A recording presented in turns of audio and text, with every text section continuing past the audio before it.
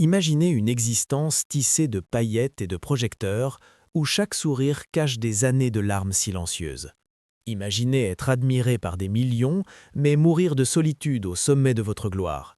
C'est l'histoire de Marina Vladi, une icône du cinéma français dont le nom résonnait autrefois dans tous les festivals internationaux, mais qui vit aujourd'hui retirée du monde, gardienne d'un passé aussi éblouissant que tragique. Derrière le glamour et les tapis rouges se cache une réalité que personne n'ose raconter. Restez avec nous, car ce que vous allez découvrir va vous bouleverser. Avant d'aller plus loin, si vous aimez les histoires authentiques des plus grandes légendes du cinéma, abonnez-vous dès maintenant à Les Célébrités du Monde et activez la cloche. Votre soutien nous permet de continuer à déterrer ces destins fascinants et oubliés. Merci à vous. Et maintenant, plongeons dans l'univers de Marina Vladi. Le 10 mai 1938, dans la grisaille de Clichy, une banlieue parisienne de loin des palaces et des strass, naît Catherine Marina de Poliakoff. Ses parents, des exilés russes, des artistes déchus qui ont fui la révolution bolchevique en emportant avec eux leurs rêves brisés et leur nostalgie amère. Vladimir de Poliakoff, autrefois ténor d'opéra adulé dans les salons de Saint-Pétersbourg, se retrouve ouvrier dans une usine française. Militsa Enwald, ex-danseuse étoile, accroche ses pointes au mur et se réfugie dans la religion pour survivre à la désillusion. Leur foyer, un lieu sans chaleur. La musique y résonne, oui, mais elle ne console rien. La pauvreté y règne en maître absolu et l'affection s'y distribue avec une avarice cruelle. Marina grandit aux côtés de trois sœurs, Olga, Tatiana et Hélène. Ensemble, elles forment les sœurs Poliakoff, quatre beautés franco-russes élevées dans la discipline militaire et le sacrifice permanent. Leur mission, échapper à la misère par l'art. Pas de place pour les câlins, pas de place pour les faiblesses. Pour Marina, la plus jeune, la danse devient un refuge. Elle intègre l'école de ballet de l'Opéra de Paris, son corps frêle couvert de bleu, son cœur rempli d'espoir. En 1949, son visage apparaît en couverture de la Vie catholique illustrée avec cette question troublante: ce petit rat deviendra-t-il une étoile? Personne ne pouvait imaginer à quel point cette prophétie deviendrait réalité et à quel prix. Car derrière les tutules et les sourires forcés se cache une enfant invisible.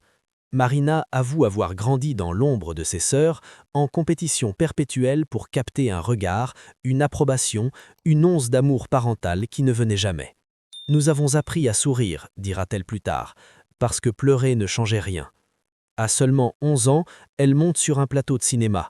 Une enfant jouant à être adulte, découvrant très tôt que les applaudissements peuvent remplacer l'affection absente. À 15 ans, Marina n'est déjà plus une enfant. Sa beauté frappe comme un coup de poing, des traits délicats, presque irréels, qui incarnent parfaitement la féminité rêvée de l'après-guerre. Mais son esprit, lui, bouillonne. Elle refuse d'être simplement admirée. Elle veut être comprise. Le jeu d'actrice devient son acte de rébellion, son moyen d'exister au-delà des murs glacés de sa famille. 1954 marque le tournant. André Cayatte l'a choisie pour Avant le déluge, transformant instantanément la timide ballerine en l'une des étoiles montantes du cinéma français. Elle n'a que 16 ans. Les photographes la traquent dans les rues de Paris, les journaux titrent « La beauté russe qui a conquis la France ». Mais sous le vernis du succès, Marina reste hantée par cette même solitude. Elle joue non seulement pour les caméras, mais aussi pour combler ce vide affectif qui la ronge depuis l'enfance. À la fin des années 1950, Marina Vladi est partout. Elle devient le visage d'une nouvelle génération, intelligente, sensuelle, imprévisible. À 20 ans à peine, elle collabore avec des réalisateurs de renom qui voient en elle bien plus qu'un joli minot. Ils décèlent une grâce blessée, une mélancolie authentique qui transpire à l'écran. En 1955, elle marie Robert Hossein, acteur et metteur en scène charismatique de 5 ans de son aîné. Ensemble, ils deviennent le couple le plus photographié de Paris. Ils tournent plusieurs films ensemble, Les salauds vont en enfer, Crime et châtiment. À l'écran, leur passion explose. Hors caméra, leur relation se fissure sous la pression et le contrôle. Marina cherche encore qui elle est, Robert, lui, cherche à la façonner. Leur amour, intense comme leur film, s'évapore rapidement. En 1959, c'est la rupture. Elle a 21 ans, 2 enfants, un divorce et déjà le poids écrasant de la célébrité. Si cette histoire vous touche, n'oubliez pas de liker cette vidéo et de vous abonner à Les Célébrités du Monde et activer la cloche. Votre soutien nous permet de continuer à déterrer ces destins fascinants et oubliés. Merci à vous. Et maintenant, plongeons dans l'univers de Marina Vladi. Il voyait mon visage, confiera-t-elle, mais jamais mes pensées. Au milieu des années 1960, elle s'envole vers l'Italie, cherchant l'émancipation artistique loin des clichés parisiens. Elle tourne La fille dans la vitrine, puis Le lit conjugal, ce dernier lui valant le prix d'interprétation féminine à Cannes en 1963. Pendant un instant fugace, elle semble tout posséder. Reconnaissance artistique, carrière florissante, admiration européenne. Mais à l'intérieur, le vide absolu. Le cinéma, avoue-t-elle, est un amant jaloux. Il prend tout de vous et ne rend rien. Pendant que le monde célèbre son talent, Marina sent les projecteurs la consumer de l'intérieur. Elle traverse les frontières, les langues, les genres, sans jamais trouver la sérénité. Chaque film rapporte des applaudissements. Aucun n'apporte le bonheur. La célébrité est devenue une cage dorée. Magnifique vue de l'extérieur, impossible à fuir de l'intérieur. Fin des années 1960. Marina possède tout ce que le monde peut envier. Beauté, prestige, reconnaissance. Mais intérieurement, elle erre sans boussole. 2 mariages échoués, 3 enfants à élever, un cœur qui refuse de croire aux promesses. C'est en 1967 que le destin frappe à sa porte. Vladimir Vysotsky. Poète russe, chanteur underground, acteur rebelle. Sa voix rauque et ses textes brutalement honnêtes en font une légende vivante en URSS. Quand ils se rencontrent, Marina est déjà une star confirmée en France. Lui vit sous surveillance, interdit de voyager, noyé dans l'alcool et les applaudissements. Leur rencontre défie toute logique. Une actrice française et un dissident soviétique séparés par le rideau de fer. Pourtant, instantanément, ils tombent dans un amour qui transcende la géographie et la raison. Les autorités soviétiques voient Marina comme une menace. Leur relation survit grâce à de brèves retrouvailles et d'interminables séparations. Elle fait passer des lettres en contrebande via des diplomates. Lui compose des chansons qui deviennent des hymnes à l'amour interdit. Il se marie en 1970 après 2 ans de combats bureaucratiques et politiques. Pour Marina, c'est l'amour le plus pur et le plus dévastateur. Vivre avec Vysotsky, c'est vivre avec une tempête. Son génie égale son autodestruction. L'alcool, l'insomnie, la censure le rongent vivant. Marina tente désespérément de le sauver, volant sans cesse entre Paris et Moscou, négociant des visas, suppliant les autorités, sacrifiant sa propre carrière pour rester près de lui. « J'ai passé ma vie dans les aéroports, dira-t-elle, pour gagner 1 heure avec lui. » Leur appartement moscovite vibre de musique et de chaos. Les amis se souviennent de nuits où Vysotsky chantait jusqu'à l'aube, le corps tremblant. Marina assise en silence à ses côtés, consciente que chaque performance pourrait être la dernière. Elle compare cette existence à vivre avec un volcan, magnifique, dangereux et voué à exploser. En 1980, l'explosion a lieu. À seulement 42 ans, Vladimir Vysotsky meurt brutalement d'une insuffisance cardiaque, conséquence directe de ses années d'addiction et d'épuisement. En 1971, elle risque sa carrière en signant le Manifeste des 343, une déclaration publique de femmes ayant avorté, un acte radical dans la France catholique de l'époque. Des décennies plus tard, en 2015, elle se tient encore aux côtés des manifestants, signant l'appel des 58 pour contester les restrictions gouvernementales sur les manifestations citoyennes.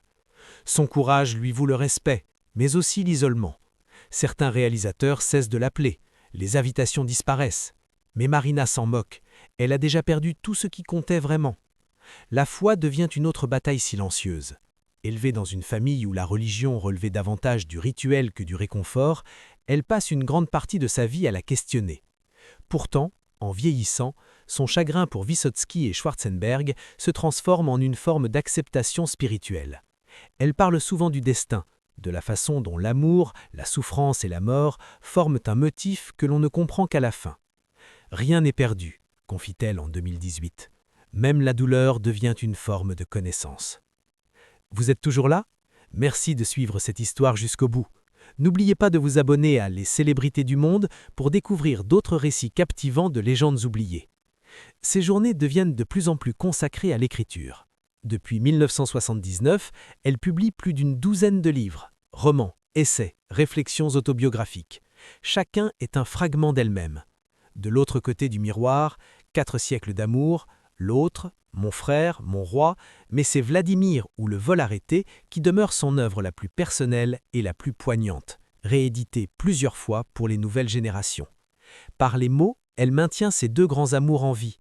Par le silence, elle garde sa dignité intacte. Dans ces dernières années, elle n'apparaît que rarement en public, sauf lors d'événements littéraires ou de soirées tranquilles à la Cinémathèque française. Quand elle le fait, le public est frappé non par la beauté qui avait jadis captivé Cannes, mais par sa présence apaisée, la sérénité de quelqu'un qui a trop vu et appris à tout endurer. Aujourd'hui, Marina Vladi approche des 90 ans. L'étoile autrefois rayonnante du cinéma français vit désormais paisiblement en France, loin des lumières étincelantes qui l'ont jadis définie. Ses cheveux sont devenus argentés, ses pas plus lents, mais ses yeux lumineux qui avaient conquis des millions de cœurs, conservent la même intelligence et la même défiance. Le temps a adouci sa voix, mais pas sa mémoire. Elle porte en elle toute l'histoire d'un siècle, la guerre, l'exil, l'amour, la rébellion et la perte. Ces dernières années, Marina se confie rarement aux médias. Lorsqu'elle le fait, ce n'est jamais pour évoquer la gloire, mais pour parler de survie. Elle évoque souvent ses racines russes, ses sœurs et les fantômes qui ne l'ont jamais quittée. 3 des 4 sœurs Poliakov ont disparu, Olga, Odile et Hélène, laissant Marina comme la dernière survivante.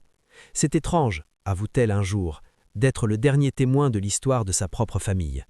Cette conscience lui donne une nouvelle mission, préserver la mémoire, parler pour ceux qui ne le peuvent plus. Sa santé est devenue fragile et ses apparitions publiques se font rares.